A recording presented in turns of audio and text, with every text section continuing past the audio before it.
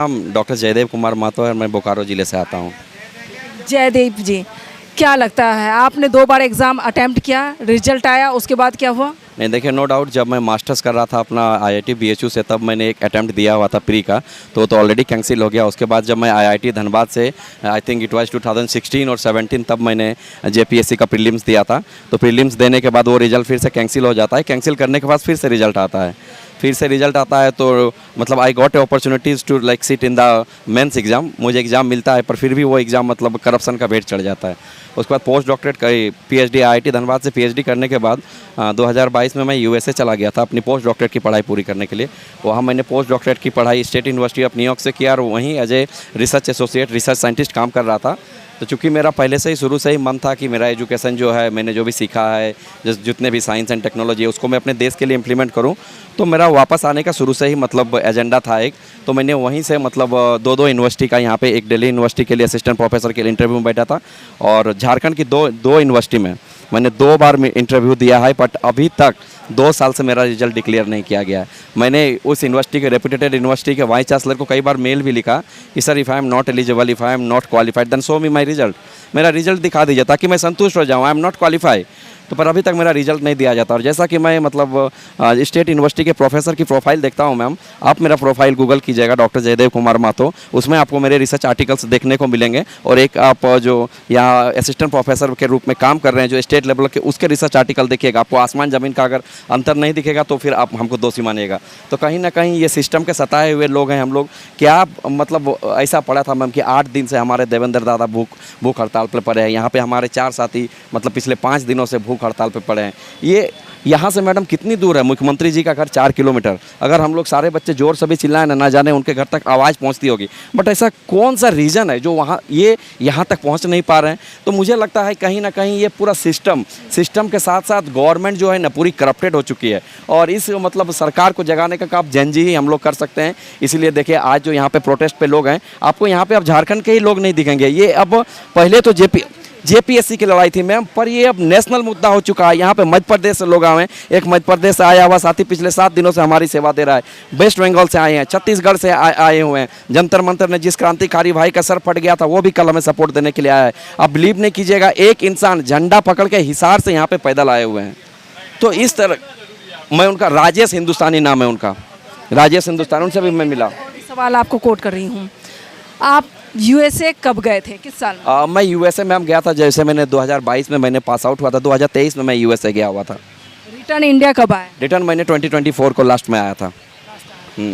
यानी करप्शन का भेंट आप भी चढ़ चुके हैं मैम। शिकारी आप भी बन गए? शिकारी हम ही है मैम, पूरा सिस्टम का शिकारी हम है। अगर मैं जब इस आंदोलन को मैं एक सरसरी नज़र से मैंने देखा, तो इसमें एनालिसिस जो मैंने वो किया है कि यहाँ पर हेमंत सोरेन को लेकर, सरकार को लेकर के यहाँ छात्र आंदोलन कर रहे हैं क्योंकि हक की लड़ाई लड़ रहे हैं।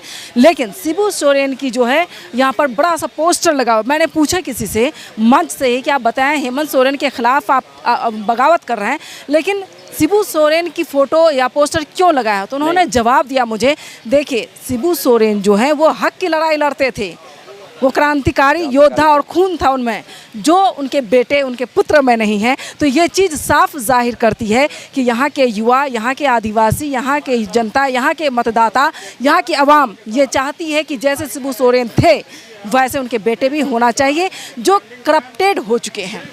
नो डाउट मैम, चूँकि ये पॉलिटिकल मंच नहीं है तो ज़्यादा मैं पॉलिटिकल बातें नहीं करूँगा। हमारी लड़ाई टोटली सिस्टम के खिलाफ है मैम।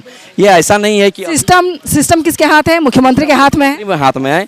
तो फिर मैं ये बताना चाहूँगा कि अभी तक देखिए मैम, नवंबर में हम लोग 26 साल के होने जा रहा है झारखंड हमारा, और अभी तक यहाँ पे कितनी सरकारें बन चुकी है। बीजेपी की सरकार बन चुकी है, जेएमएम की सरकार बन चुकी है, गठबंधन की सरकार बन चुकी है। तो हमारा सिस्टम, हमारी जो लड़ाई है किसी एक पर्टिकुलर सरकार के साथ या पर्टिकुलर पॉलिटिकल पार्टी के साथ नहीं है। हमारी लड़ाई जो है पूरी और पूरी सिस्टम के खिलाफ है, जो एक करप्टन सिस्टम है। हम लोग क्या डिमांड कर रहे हैं मैम? हम लोग बस एक क्रिस्टल क्लियर सिस्टम की डिमांड कर रहे हैं कि एक ऐसा सिस्टम बने जिसमें स्टूडेंट और सिस्टम के बीच में कोई ना रहे, स्टूडेंट और पब्लिक के बीच में कोई ना रहे। मैं अमेरिका में था, मैंने वहाँ पे देखा वहाँ का जो सिस्टम है ना वो टेम्पर्ड प्रूफ सिस्टम है। मतलब nobody can break this system, मतलब nobody can come between you and the government, कोई नहीं आ सकता। मैं वहाँ पे गया था, मुझे याद है, मुझे यहाँ पे एक आधार कार्ड में अपना नाम का स्पेलिंग चेंज कराने में 6 महीना लग गया। और मैं अमेरिका पहुंचते 3 दिन हुआ और मुझे अमेरिका का आधार कार्ड मिल जाता है। मतलब अमेरिका का आधार कार्ड नहीं, वहाँ का एसएसएन नंबर होता है। 3 दिन में मुझे वहाँ प्रॉपरली मेरे नाम के साथ, मेरे मतलब एसएसएन नंबर के साथ मुझे मिल जाता है। तो वहाँ का सिस्टम और हमारा सिस्टम, मुझे अपने ही देश में आधार कार्ड चेंज कराने के लिए 6 महीना और मुझे एक पराये देश में वहाँ का आधार कार्ड लेने के लिए 3 दिन। तो सोच सकते हैं the kind of corruption, the beach में जो ये लोग आ रहे हैं ना बिचौलिया, जैसे अभी 14वीं जेपीएससी की आप अगर बात कीजिएगा तो इसमें TDPL, जिसको TSR data processing company limited किया नाम के जाना जाता है, लखनऊ की कंपनी, मैम उसके खिलाफ ऑलरेडी जाँच चल रहा है। उसके खिलाफ ऑलरेडी JSSC ने मतलब जांच कमेटी बैठा चुकी है, फिर भी उसको JPSC का रिजल्ट प्रोसेस करने के लिए दिया जा रहा है। क्यों, क्या रीज़न है? तो मैम जब JPSC बना है, जब JSSC बना है, तो इंडिपेंडेंटली एग्जाम कंडक्ट क्यों नहीं कराती है? इंडिपेंडेंटली एग्जाम कंडक्ट कराने चाहिए। क्यों हम लोग प्राइवेट एजेंसियों को एग्जाम कंडक्ट कराने के लिए दे रहे हैं? और प्राइवेट एजेंसियों को भी ऐसे ऐसी कंपनियों को दे रहे हैं, जैसे मैं आपको नाम गिनाना चाहूँगा, बिनिसिस टेक्नोलॉजी प्राइवेट लिमिटेड। ये ऑलरेडी 2022 में जो जेई का एग्जाम हुआ था, JSSC का एग्जाम हुआ था, इसने करप्शन किया था, घपला किया था, घोटाला किया था, जिसके लिए JSSC ने इसके ऊपर केस किया है। झारखंड के जो DGP साहब है वो बिनिसिस टेक्नोलॉजी प्राइवेट लिमिटेड के डायरेक्टर को खोज रहे हैं, अरेस्ट करने के लिए इधर उधर खोज रहे हैं, और उन्हीं के डायरेक्टर झारखंड में आके रिजल्ट प्रोसेस कर रहे हैं। तो ये बात उस तरह हो गई ना मैम कि बिल्ली को ही दूध की रखवाली करने के लिए दे रहे हैं। उसके बाद में एक TCL India private company limited का नाम लेना चाहूँगा मैं, क्योंकि मैंने इस पर काफ़ी ज़्यादा रिसर्च किया है। TCL India private company limited के डायरेक्टर को आप गूगल कर लीजिए, he is the master mind behind the paper leak in India. Master mind है उनका मैम, प्रिंटिंग प्रेस चलता है। He can print out your result, he can print out your marksheet, he can print out your like मतलब any document कर सकते हैं, पर उनको भी यहाँ पे मौका मिल जा रहा है मैम। तो हम लोग कहाँ जाएंगे मैम? ये जेनजी है मैम। देखिए जब झारखंड बना था ना मैम, तब के यूथ हैं ये, मतलब आज के 25 साल आप देखिएगा, यहाँ पे जो युवा है, यहाँ पे 25 साल तक का युवा है, उसके बाद जो अभिभावक हैं, और यहाँ पे बस स्टूडेंट ही नहीं आए हैं, अभिभावक आए हैं, बहुत बड़े बड़े पढ़े लिखे इंटेलेक्चुअल लोग आए हुए हैं, कई बड़े बड़े मल्टीनेशनल कंपनी से सॉफ्टवेयर इंजीनियर आए हैं सपोर्ट, मतलब हम सपोर्ट करने के लिए। क्यों? क्योंकि लग रहा है मैम, कल बिलीव नहीं कीजिएगा, यू डोंट बिलीव, ऑस्ट्रेलिया के एक साइंटिस्ट ने कल मुझे मैसेज किया, मैं आपको दिखा रहा हूँ क्या मैसेज किया उसने मुझे। देखिए यहाँ पे, is everything all right, you are there in the protest, is everything all right. देखिए उन्होंने मुझे वहाँ के न्यूज़ से देख के, चूँकि मैं कल एक न्यूज़ में आया हुआ था, तो वहाँ के प्रोफेसर ने मुझे यहाँ पे मतलब मैसेज किया है, मतलब आई वाज जस्ट शॉक कि मतलब people sitting at the abroad. देखिए प्रोफेसर अजय शुक्ला, देखिए मैं अपने कैमरे के माध्यम से दिखाना चाहूँगा। देखिए उन्होंने मुझे ये स्क्रीनशॉट भेजा ऑस्ट्रेलिया से, ये स्क्रीनशॉट, और नीचे देखिए क्या लिखा है उन्होंने लिखा है, hi Jaydev, I noticed your presence there, hope everything is well.